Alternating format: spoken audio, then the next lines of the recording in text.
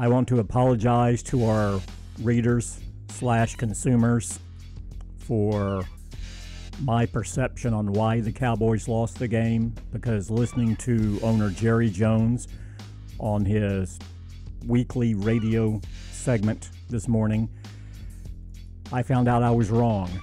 The Cowboys lost. The headline should have been, cleats cost Cowboys chance to return to NFC Championship game. That's what it was. It was bad traction. Bad traction.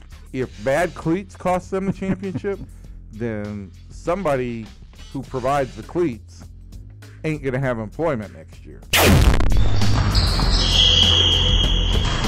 This is Jason's offense. We keep talking. We keep making it seem like it's Scott's offense. It's Jason's offense. But that's my point, Kevin. All right, 8.5 years, no championship game.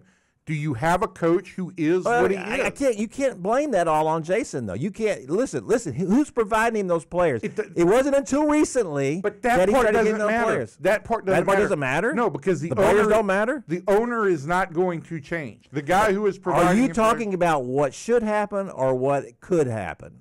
I'm talking about what could happen. Well, I mean, look.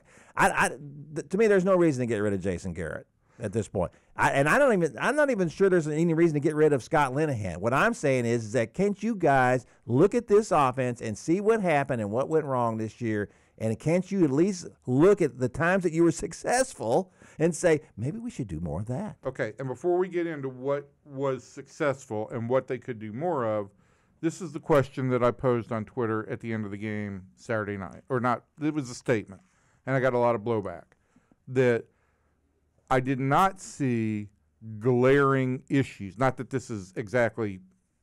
But you didn't know about the cleats then, but yeah. A big compliment. But I did not see glaring issues with the coaching staff on Saturday night. I thought the Rams simply out-executed and overwhelmed the Cowboys.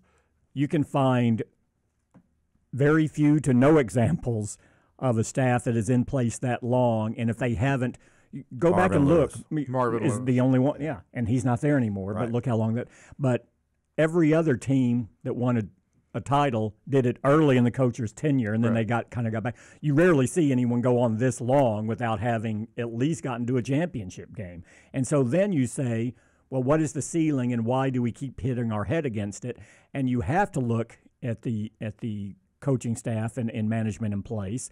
The Cowboys' problem this year is really they were only built to win by running the ball, and that is where they have to get better. They have to be able to win passing the ball as well. Yeah, I don't know how much better they're going to get passing the ball. I just think that they have to do more with Dak Prescott. They got to give him a better toolkit to work with. Sure. And I think if they can do that in this offense, if you're going to commit to Dak Prescott, which I believe they will not do an extension with him this year. I believe they'll let him play into his last year of his contract. What do you think?